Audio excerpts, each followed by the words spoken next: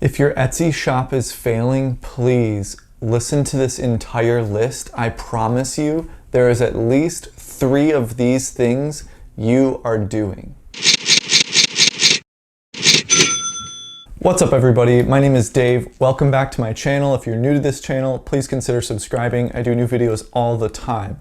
Shout out to all my students inside the Slow Sales Solutions program. The link is in the description below and it's helping tons of people become 6-figure Etsy sellers and beyond. If you're interested in any one-on-one coaching with me, my email is in the description or links to book a 1-hour call with me. Shout out to all of my students and all of the people in my Facebook group. The link to that as well in the description.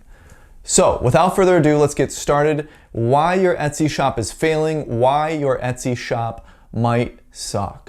It's possible for Etsy shops to suck, and here are some reasons why it ends up happening. So number one, this one is kind of like a mindset thing, but it's also it reflects itself on the way your shop looks. It's you need to know who you are. So, you know, initially when I started my YouTube channel, I wanted to make a channel that was all about Etsy specific strategy, and I have done that. But this piece of advice, it can be found anywhere on the internet. However, you need to listen to it again. You need to know who you are as an Etsy shop. You need to know if you're a Dollar General or a Gucci. You might have a ton of different things you're selling. You might be selling handmade soap, and you sell custom portraits, and then you also sell some like random custom Christmas ornaments that your grandma helps make you on the 3 weeks that she visits you, and all this random stuff is in your Etsy store, and you just kind of try to sell everything and anything. That results in a lot of disorganization and normally results in failure. So if you are trying to follow shiny objects, you usually fall down. However, there are a lot of general stores on Etsy, but they know that they're a general store, and it's all kind of related. For example, a t-shirt store that sells every niche of t-shirts to everybody, or clothing, etc. A print-on-demand store that sells to every single niche. That's predictable. That's like, okay, I understand what this store is when you come to it.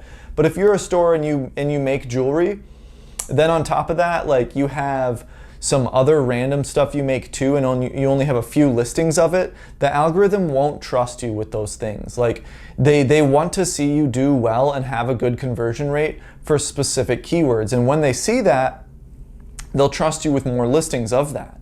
So if you have a base amount of listings that are selling decent, and then you try to introduce like 2 or 3 other random products with only like 1 or 2 listings each, it's not gonna do well, and it's gonna pull down the conversion rate of the rest of your shop.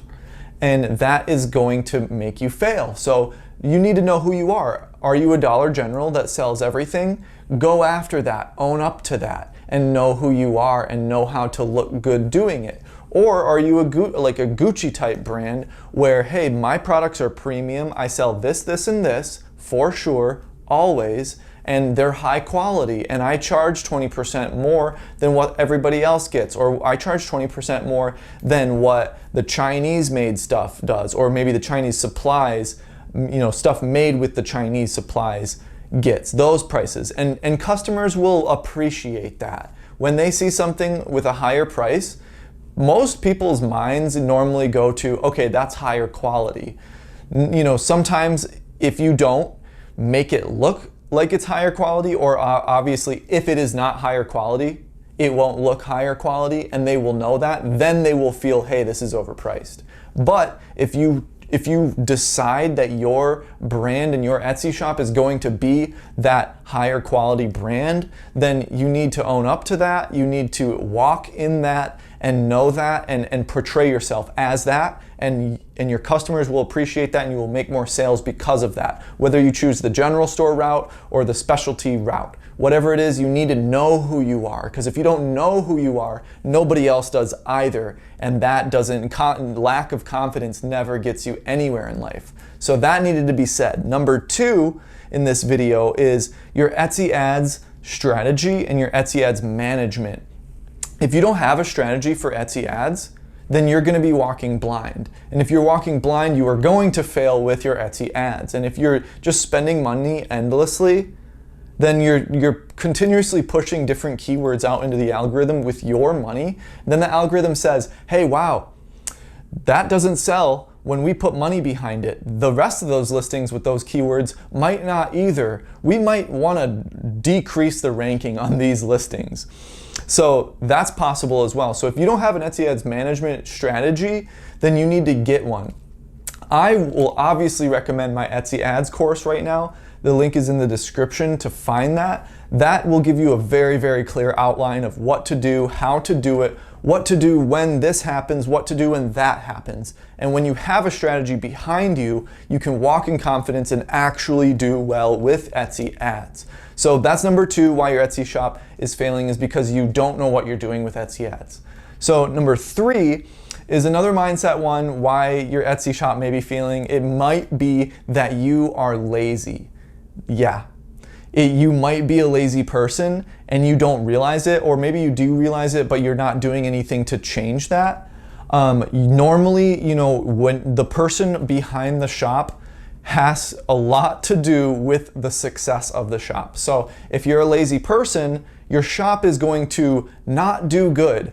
That is obvious, and that could have been said anywhere about anything. If you're lazy, you're not going to do well. But just ask yourself right now, you know, am I being lazy? Am I spending too much time on my phone? Am I spending too much time on Netflix? Could I be more productive with my life and my Etsy? Do I have goals that my actions are not aligning with? And if that's true, then this is your nudge to change that, because you can do it.